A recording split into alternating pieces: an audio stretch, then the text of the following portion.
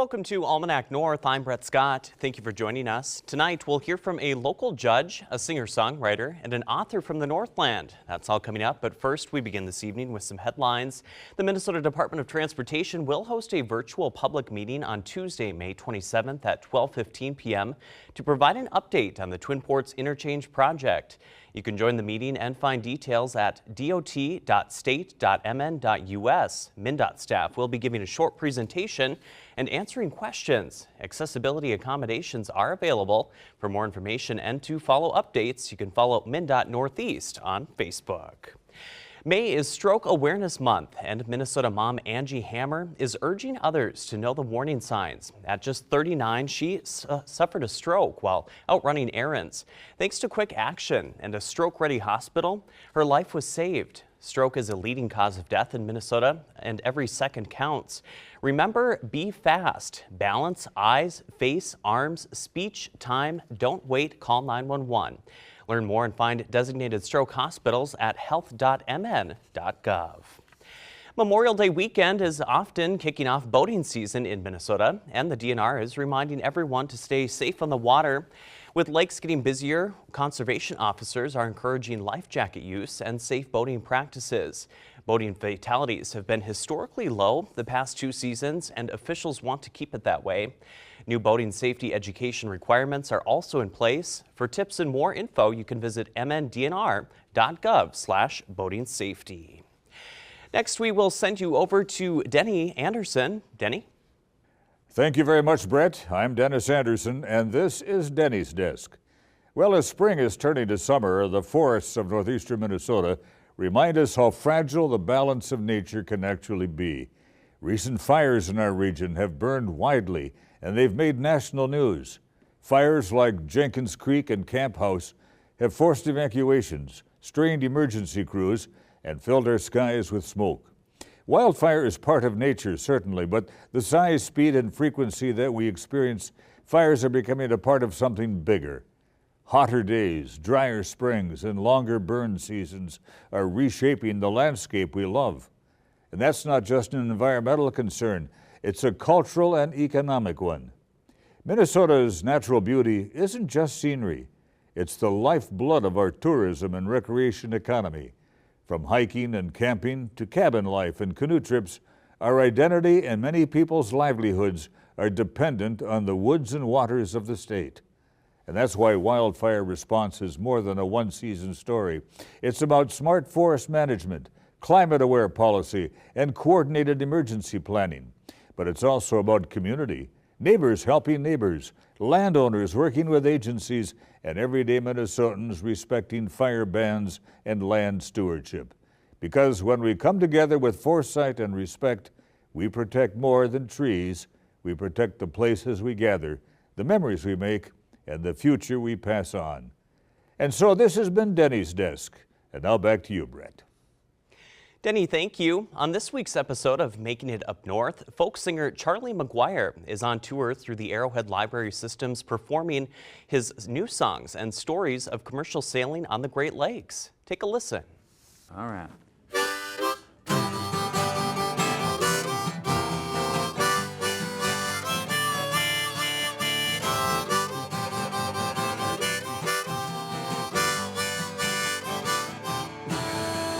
Rolling up the range, going down the track, gonna dump that load, I gotta hurry on back.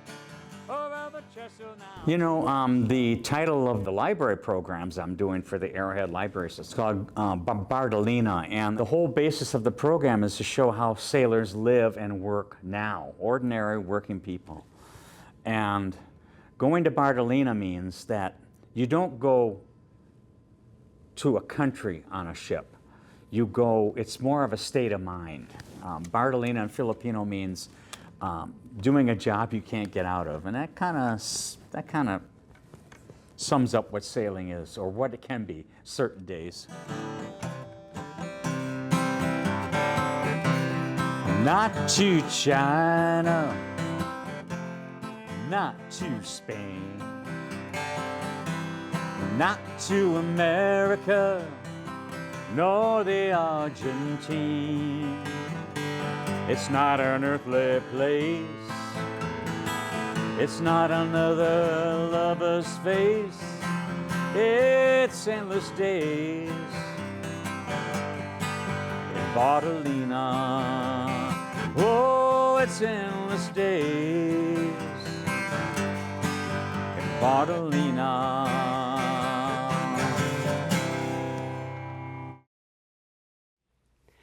Charlie's tour continues through next Wednesday. This week, our team met with Judge Jill Eichenwald to discuss her role in local government in this segment of our Civics engagement series. Take a look.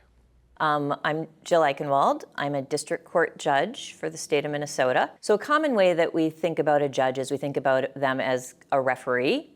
So somebody who's deciding disputes in some fashion, or certainly during a trial when there are objections and that type of thing. You're deciding what should or shouldn't be allowed. Court has a lot of rules, so you're deciding whether or not people are playing within the rules when they're doing their legal cases. You're making a lot of decisions. I also very often feel like I'm a parent. Sometimes I feel like I'm a coach. I'm talking to the parties, particularly in family law cases or in truancy court. Sometimes I feel like I'm a parenting coach. I'm like telling parents who are struggling with things their kids are doing. It's really multifaceted, and it changes a lot depending on what kind of case you're hearing and who's appearing in front of you. In Duluth, in southern St. Louis County, actually in the entire 6th district, we all handle everything. I have what are special assignments. I preside over the truancy court, so all the truancy cases come in front of me. I have the Duluth Recovery Court, so folks who are involved in the criminal justice system because of chemical use issues. I preside over that court, and I handle our folks who are mentally ill and not able to participate in their own defense competency cases. I manage those while the people are being restored to competency once they've been found incompetent. But we all pretty much handle everything. So there's a pretty significant learning curve for the areas of law that you haven't handled. But we of course have our colleagues. We also have support staff. I have a law clerk who can help me learn about different areas of the law. I have lawyers who help me learn. Lawyers these days often are specialists. And so to some extent, they have an obligation to not lead us astray as far as the law goes. And so we rely on them sometimes to guide us as to where we should be doing our own research about things. Every single case that comes in front of you should be coming in front of you in a neutral place at the time when you start with it. And each side has an obligation or a responsibility to give you the information that you would need to make the decision that you need to make. There is a set of laws that guide what you do, and as a judge, you have to go in with an open mind. You have to listen to everybody. You have to recognize that there's usually multiple sides to any given story or situation. You do your best to make your decision based on the information that's provided to you, and you try very hard not to let outside forces influence you. I think the most challenging part of being a judge is all of the things that you can't fix. People come to you for answers. People come to you for solutions. Sometimes there is no good answer. Sometimes there isn't a solution. Cycles of generational trauma and generations coming in and attempting to break those cycles, and knowing that what you're doing in the very short period of time you have folks can't possibly help or fix or undo all of the other things that are happening in their world. That's particularly frustrating in juvenile court, for example, because they're just not in a place to be child-centered and child-focused in their own world. The most rewarding thing is when people do make that change, when people are able to implement the solutions you've given them. They recognize that they can change, they recognize they're worth the change, and then they change and just amazing things happen for them. That is absolutely the most rewarding thing that I do. When we're preparing for a case, the number one thing that we need to remember and recognize is that really all we are supposed to be dealing with in any case is whatever has been given to us, filed with us. So the first thing is always to review the file and look at everything that parties have submitted to you for you to be making a decision on. We are stuck with what people tell us. And sometimes they don't tell us the things we want to know. Sometimes we have opportunities to ask them, depending on the type of case, but sometimes we don't. And so that can be a challenging component of it when we know things that aren't part of the case file, but we're not allowed to consider those things.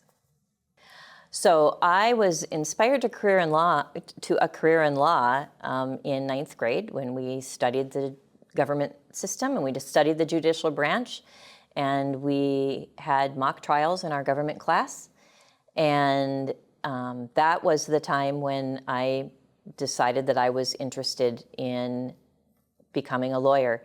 I did not know what area of law I wanted to practice in. I was very interested in cultures, and I was very interested in international things. And then I discovered that if you were going to litigate in the international world, you would have to be a business lawyer. And I was not really interested in doing that. I've always had a public service drive. I've always been involved even through college and volunteer efforts, and I really felt that was the place once I went into law school and became involved a little bit in various public service law, that was what I was interested in doing. So that's what drove me to apply to be a judge, was to be involved in those initiatives and to provide a perspective within our courthouse. Well, we have 3 branches of government for a reason. They are a system of checks and balances. We are part of that. We can't have a functional, structured system of government without those 3 checks, those 3 branches, and effective checks and balances among those branches working together. If you want to have a career in law, if you're thinking about going to law school to have a career in law, my advice would be to read a lot. Read a lot, read a lot, read a lot, and think a lot. And don't take everything that you see at face value. Look at the different perspectives. Those are the things that will make you eventually a successful lawyer, and would make you a successful judge. If you're already a lawyer and you're interested in becoming a judge, then what I would suggest that you do is that you go out into your community and you work within your community and you get as broad of a perspective of what your community needs as possible. We really serve the public. We serve the people who come in front of us. Next up this evening, we're sending you to Canal Park on this week's Venture North to hear all about the recent construction taking place down there.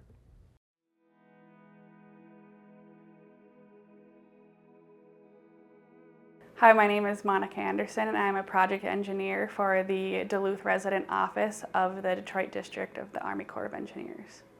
So when you visit Canal Park this summer, you'll see a construction project underway. We will be overgoing a rehab and improvements to our shoreline in front of the visitor center and the museum, to include a new revetment and a walkway, and then some of our upland improvements will be a reconfiguration of the existing grounds, including widening the sidewalks, adding lighting, improving drainage and landscaping, and overall protecting the shoreline and the North Pier structure, while also being intentional about the layout of the site for all of the locals and the visitors that come to Duluth. The new design will be more resilient and uphold some of these higher forces and waves that we're seeing during the high lake level periods. and cycles that the lake naturally goes through. So our project that we're about to begin will be like a follow-up phase to the recent City of Duluth improvements that finished up in 2021. You'll see a lot of similarities and continuities between those designs, and then there'll be a lot of subtle differences just below the surface to make sure that we met the requirements of a lot of our technical and engineering design that we need to ensure that we are upholding to the standards that the Army Corps of Engineers wants, and both the taxpayer and the federal service. Visitors to Canal Park can expect a much more seamless transition for when you want to walk and recreate from the ship canal entries and the piers and connect into the existing City of Duluth property. We'll have a continuous walkway, and then there'll also be improvements upland to the grounds out in front of the museum. There'll be wider sidewalks, smoother walking surfaces, additional park benches. We are continuing the lighting improvements. Some of the new layout of the upland grounds will include a redesign or configuration of the existing artifact display areas. So all of the loved artifacts that are out there currently, such as the propellers and the anchors, will be relocated to new locations within the facility. During construction, visitors to Canal Park can expect some increases in construction traffic. Mainly, there'll be a significant trucking effort. You'll see a local flagger. You may have to wait an additional 30 seconds, couple minutes to get around the end of the cul-de-sac here if you're looking for a place to park while you're getting to a local hotel or restaurant. And when you are walking near the construction area, you'll notice a construction fence set up. And within there, you'll see the heavy equipment completing the work. Access to both the North Pier and the Visitor Center entrance will remain open at all times during construction. There'll be some localized reconfigurations of that, but overall you'll be able to get from the street and the road to the Visitor Center entrance and also to the North Pier. The construction duration for this project should be from May to November of 2025 primarily, and then we'll take a break for the winter. The work was coordinated very closely with our partners, both at the state and federal level, to make sure that we're in compliance with environmental regulations. So part of that coordination that we do is to make sure that the water quality is not overly impacted and that the fish considerations are taken into place. It was really important for us during construction that the work took place while also allowing a lot of the large local events to also exist around the construction. The contractors are only allowed to work on the site from 7 in the morning to 6 p.m. at night, and only Monday through Friday. They also are to take scheduled holiday breaks for Grandma's Marathon and 4th of July. So our visitor center and its grounds are enjoyed by many people, locals and tourists alike. We see over 1.5 million people to the visitor center grounds in an average year, especially with the large events that go on, such as Grandma's Marathon. And then the visitor center itself sees about 500,000 people a year. We're excited for the work to begin. We look forward to the coordination of the public and both the construction staff so that this project is successful and that we're able to reopen this area as soon as possible. The intent of this project is to protect the Duluth entry and support the shipping industry for years to come, and place that emphasis on not only is it our mission to support the navigation industry, but also know that a unique part of this facility is we have the visitor center, and part of that is inviting the public to enjoy that space. Tonight, we are excited to share a segment from our new show, No Filter, which is a conversation interview series exploring the rich tapestry of Northern life through informal conversations with diverse, intriguing people from our region. Each episode brings a fresh voice to the screen, focusing on the unique perspectives, personal journeys, and life experiences shaping the Northern community. We will share a short sample of our conversation here on Almanac North, but we do invite you to explore full episodes of No Filter on the PBS North YouTube channel. Full episodes will be available there starting tomorrow. Welcome to the coldest town in the nation, International Falls.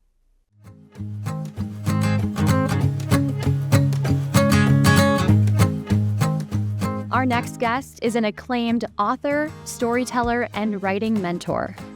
She has traveled the world searching for inspiration for her books. And I am truly honored to welcome Mary Casanova to No Filter.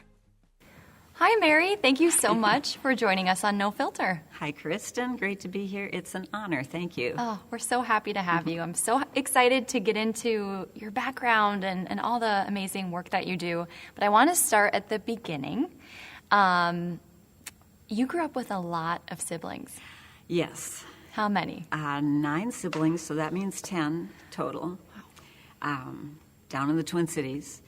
Fortunately, my dad had a good job. My mom was a dedicated stay-at-home mom, which was pretty much her only option with that many kids. And it was a pretty idyllic kind of childhood because my parents they were from the North and they had moved to the Twin Cities. And they really valued, more than maybe being able to shop at Dayton's, they wanted to make sure we had access to the lake. So they were able to get on a lake in a big, old, rambling home with 6 bedrooms, and somehow we all fit in there. But they would keep us outside a lot. And I think that love of the outdoors started there through my parents, and also they would get us up north to cabins. And it was when I would go up north, like go to a cabin by Ely and another one by Cook. And those cabins, just that cabin experience where you could just leave a city and all of a sudden hear loons, which I didn't hear in the Twin Cities, and smell that North Woods air, which was piney fresh. Everything about it was so enchanting that it's why I live up north. It just called to me. Mm-hmm. So talk about the first time you realized writing was a passion for you, or you enjoyed it. I didn't know that I liked writing. I didn't know that I had any ability at it, actually, until I was in high school. So it was probably 16, 17, somewhere in my sophomore or junior year. And I was at a Twin Cities school public school that allowed some more in-depth classes like political science and Russian history and a pre-college prep writing class. And I think it was when I learned to write essays and start to just deal with ideas and essays that I fell in love with writing. Ironically, not fiction, because I didn't really have a great fiction teacher at that time. Do you think the fact that you were in a very busy household was writing an escape for you, even if you maybe didn't realize it? I think what I realized when I discovered that I loved writing was that I honestly didn't realize I didn't have a voice, didn't feel like I had a voice until I discovered it through writing. It's like, oh, this is what I've been looking for, because suddenly I have a way to communicate more deeply in the world of ideas, and I can communicate that with a teacher or a parent if they read what I've written, or a friend. And that was really what just got me so excited about writing. It was taking ideas in this thing we call our brain and imagination and putting them on paper in a way that we can make real connections with other people. And somehow I started dreaming of becoming an author, because it was like, well, authors must work with words and paragraphs and sentences and ideas. But I didn't come from a hugely literary household. It was a lot of Reader's Digest and Encyclopedia Britannica and trips to the library. So I came about becoming a writer through the love of writing more than my being such a great reader. In fact, I struggled with reading. And part of it, what I realize now, is that I would be, my daughter says, go get tested, Mom, but I'm pretty sure I'd be an ADHD, at least adult. And I think as a kid that definitely affected my learning and made me catch up as a reader, because I was falling behind a bit when I was in like 4th, 5th grade. Mm-hmm. That's interesting, though. I think most people would assume if you're a good writer, of course you're a good reader. Right. So I think that's good for people to know that such an established author is like, actually, I wasn't always a great reader, but that doesn't mean you can't still be a great writer. Or a great reader. Right. It just takes you longer to overcome some challenges. Mm-hmm. So I one of the things that I draw on is because I had books that I had difficulty finishing in elementary school, is that I really try to write things that will hold a reader's interest, because I knew what it felt like when I couldn't finish a book. I felt like I was the failure. Well, now I feel like as a writer and as an author, it's my responsibility to hold any reader's interest, even if it's a reader like I was. And so that brings maybe another little bit of a slant to everything I write. Yeah.